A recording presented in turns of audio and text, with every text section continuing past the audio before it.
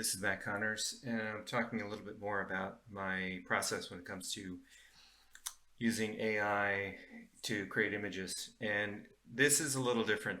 In some of the past videos, I talked more about text to image creation and a little bit maybe about what could be used when it comes to image editing. This is going to be focused on image editing with a tool that I found called Vizcom. And I haven't seen a whole lot of discussion about this other than what I found on the Vizcom site. So I'll go through it a little bit. So this is an image that I made in Vizcom or use Vizcom, and it's what I liked about it. You can start with a drawing. So in many cases, the text image is relying on, you can, in some cases, you can use images as a reference, but I found very few of these models really allow you to have a lot of control based on this original image, and I really like what Vizcom has to do. So this was an old SketchbookPro image that I made probably 10 years ago on my Mac, and so I use a Wacom tablet, or in this case it was a Wacom tablet. Now I use an XP pen, which means that it's a tablet screen. I can draw directly on the screen, which is very useful for just making quick strokes. This one I was using bilateral symmetry, which is an easy way. I'm just going to make a quick layer right now. If you've never used this before, it's kind of fun within Sketchbook Pro and some other tools that you can have. And I'm just going to make it a lighter color or a blue color so you can really see what I'm doing here. If you're using bilateral symmetry, you can make edits really quickly, and that's the best drawing. But if I were going to make something sort of like this, it allows you to have kind of parallel sides, which is kind of a nice effect. And what I found is that it's good to use the symmetry and then try to break it a bit. So maybe you modify, one side or another, like if there were going to be hair or something. Now it feels a little ridiculous at this point. But anyway, just showing you how I generated the initial image. And then this is the Vizcom edit. And I want to show you a little bit about how Vizcom works, because I think it can be super useful for taking a sketch or a drawing and then creating a render out of it. So let me shift over to Vizcom for just a second. So the Vizcom interface I also really like. It allows you to, I'm going to go back to the home screen. You can upload, when you create a new file, you can either upload an image and you can define what the shape is. So usually when you're using this, it's going to be relying on the prompt information, but in many cases I already have an image. So I tend to try to scale the image to how I want it to be in the final. But you can experiment with this, because sometimes if you have an image that is a portrait image, if you upload that, Vizcom is going to try and make it into a landscape. Not that it's, it has sentience and it's actively trying, but that's the idea. So I'm going to back out of this for a second because I do have some that I already created. So that'll take you back to Files, this V in the upper left-hand side. And you can set up folder structures, which I find super convenient. In many other image editing engines through AI, it doesn't really give you the capability to save what you've done before. Maybe it has like a menu that'll have old images, but it's not as kind of controlled as the way this interface is, which I really like. Anyway, so I have a few things sorted here, and I just wanted to show how the possibilities can work. I think this is a great example of how you can take a drawing, and I had an original drawing. Let me shift, and it also, Vizcom allows you to save layers as you go, as you're making edits. So this was my original drawing. This was just based on a photo that I had taken when I was packing up some boxes, and then I used Sketchbook Pro to just make some very quick lines to find the outer edges. Why did I want to do that? Well, it was a really messy image. There was a lot of junk in the background, and I thought, okay, if I were going to create a render based on these boxes, how would I do it? I could make it in 3D, but it might be a whole lot easier to do something like this in Vizcom. I thought it was a good demonstration. So I made a prompt that was just group of cardboard boxes, and this is the result that I got, which really inspired me to try and tweak it a little bit further. And let me show you how that works in the creation menu. So group of rusty munition crates. This was an attempt I made a little bit later on. I'm going to go ahead and generate.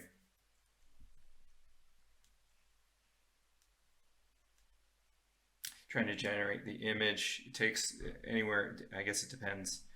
This is about 5 or 10 seconds. So I had said crates stacked near stacked outside on the grass near an airfield at dusk. So it captures the dusk aspect, the airfield, maybe not so accurate, but pretty impressive results and pretty fast. However, it's not really rusty munition crates. These almost look like they're wicker. So you do need to play with it a little bit.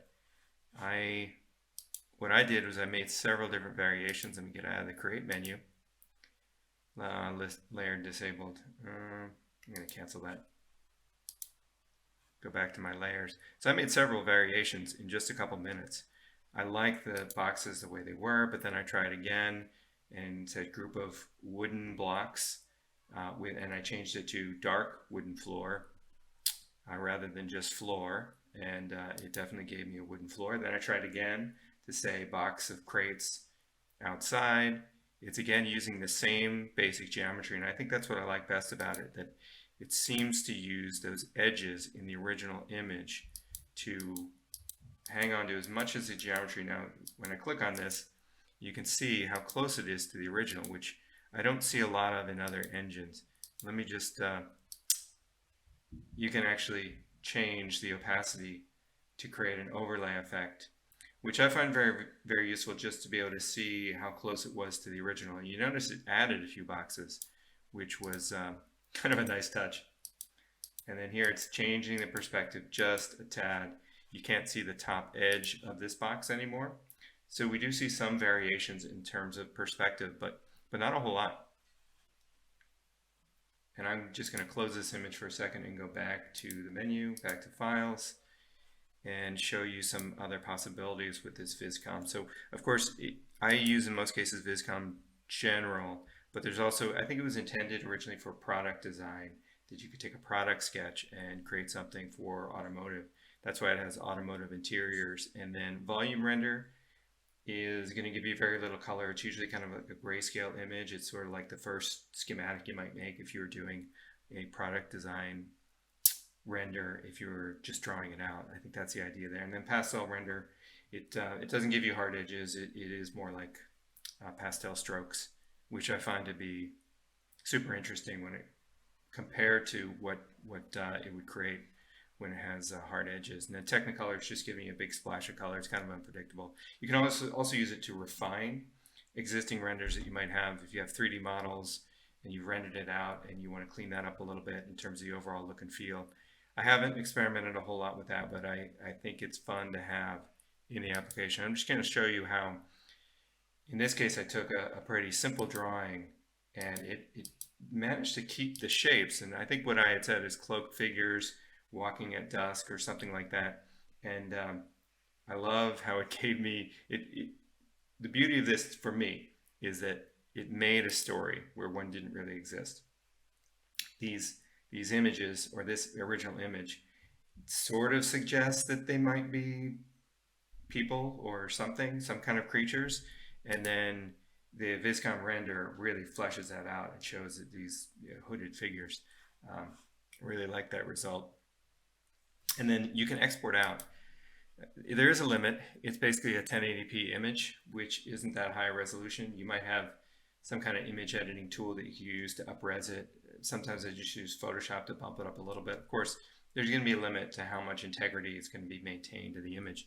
I would say if you really love this tool and you think it might be good for your work, then go ahead and get the Pro version, which it's a little spendy at $50 US a month. I think that's the current rate, but don't quote me on that. It might be changing by the time you see this. And I'm just going to go back to show you the image we were discussing originally. So I put it in the people folder. Here it is right here. So my original image, and I kept it simple. I just said woman with high collar. And here is the original, and then my edit, and you can show it. I can see it layered just on top. I think I need to turn off that layer. Yeah. This layer still on? Yes, it is. Apologies for that. Turn this one on. Yeah, I find the layers a little tricky to use. And there we go. Now it's back. So I can do it. This is the closest I've ever seen in terms of hanging on to the original edges of an image and the composition Even the buildings in the background, notice how close they are to the original positioning, which I just love. So then once I brought it back into, in this case, I did a slight extension. I'll show you the Vizcom image, and then the edges, I felt like it just needed a little bit more space, and I just made an extension in Photoshop. I just used generative fill, so that's pretty easy. I would recommend this, the Photoshop beta version that's currently running in September 2023. It does a great job with gradients, and if you just do a fill on the edge, and don't even add a prompt, it'll just go ahead and fill and add some buildings in this case, or whatever is on the edge of your frame. And then I just painted a couple edits right on top of it. Like a few things, even in Vizcom, that I'm not crazy about is sometimes the edges of a shape that should be round or one that should be squared off isn't quite right. And if you look close, you notice that her eyes aren't completely round and the size of the pupils aren't right. I have a background in retouching.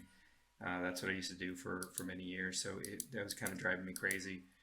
This is not the best edit I've ever made, but it gets the job done. It shows you a little bit of light onto her iris and pupils, and it just took a couple of minutes to make that edit. And then I felt like it needed a little something more. So as I felt like she should have some jewelry, and I didn't like the way that Vizcom had created some unevenness on the sides here. And because the rest of the image was created with a certain amount of symmetry, I wanted to preserve some of that. So I talked a little bit about broken symmetry. Notice on the right hand side here, there's a little bit more shadow. That's pretty good, but this feels like too much, and it doesn't make a whole lot of sense. What would these white pieces be? So that's part of what I edited. And since I was in Photoshop anyway doing an extension, I took that extension and then added to it, asked Photoshop with generative fill to add a gem encrusted necklace, I think was the prompt that I gave it. And so I thought it was a nice result, but it was maybe a bit too bright. So then once I got it back into Sketchbook Pro and I was making the edits on the eyes anyway, I went in and dulled that down just a little bit because I felt like the highlights were a bit too much for the image. So this is an exciting image editor, Vizcom, and right now I'm getting these results for free. I do think this is one I might purchase. It's a very valuable tool so far for me, especially editing images that I've already created or made a quick sketch on. It flushes it out and gets me closer to the idea that I was trying to achieve. And sometimes it takes you in a completely different direction, which is what happened in this case. Anyway, that's Vizcom, and I'm using Sketchbook Pro, using an XP pen, so drawing directly on the screen. All right, thanks so much.